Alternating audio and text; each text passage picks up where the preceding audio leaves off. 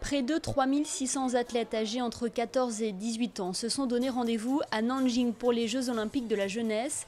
Cette compétition initiée par Jacques Rogge, ancien président du Comité international olympique, constitue une étape importante dans la formation de ces sportifs de demain. En tout, 28 disciplines sont au programme de cette deuxième édition des JOJ. La natation, l'athlétisme, la gymnastique, le rugby ou encore le judo. C'est d'ailleurs dans ce sport qu'évolue le seul représentant monégasque en lice. Nicolas Grinda concourt dans la catégorie des moins de 81 kg. Un tournoi relevé car parmi les 21 judokas en compétition, 7 sont déjà montés sur un podium mondial. Pour son premier combat, le monégasque affronte le Brésilien Basile, un adversaire gaucher qu'il arrive à maîtriser. Mais Nicolas, fatigué après un long passage au sol, tombe dans le piège du Brésilien et se fait surprendre.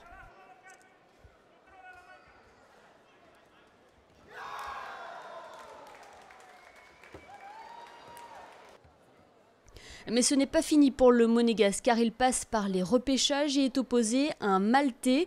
Un combat qui sera expéditif. Nicolas prend les choses en main dès les premières secondes et prend l'ascendant sur son adversaire à qui il n'aura laissé aucune chance.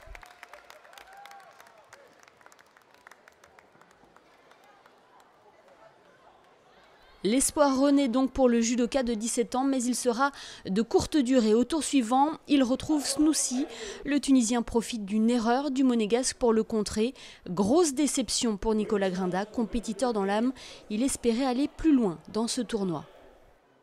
C'est vrai que je suis un peu déçu, puisque sur le dernier combat, je perds vraiment bêtement. Mais le fait déjà d'avoir mené le Brésilien, puis après d'avoir gagné contre le Maltais, bon, je pense que c'est déjà pas mal. Mais bon, c'est vrai qu'aujourd'hui c'est un peu dur d'avoir perdu comme ça contre le Tunisien. Voilà. Son entraîneur préfère lui relativiser. Le bilan du parcours de Nicolas au JOJ est plus que positif. L'objectif c'était qu'il vienne, qu'il essaye de passer des tours, de gagner des combats.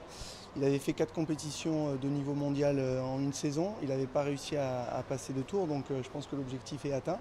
En plus, il a atteint avec la manière. Il a fait un combat magnifique contre le Maltais.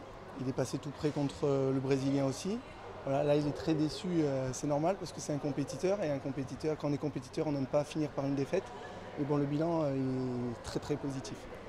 Nicolas Grinda aura pu compter sur un soutien de taille pendant sa compétition, celui du prince Albert II, présent dans les tribunes avec une délégation du comité olympique monégasque. Le souverain, en tant que membre du CIO, a d'ailleurs pris part à une cérémonie de remise de médailles avant de s'envoler pour Beijing, où il doit notamment inaugurer le Salon Monaco, un espace destiné à promouvoir la principauté en Chine.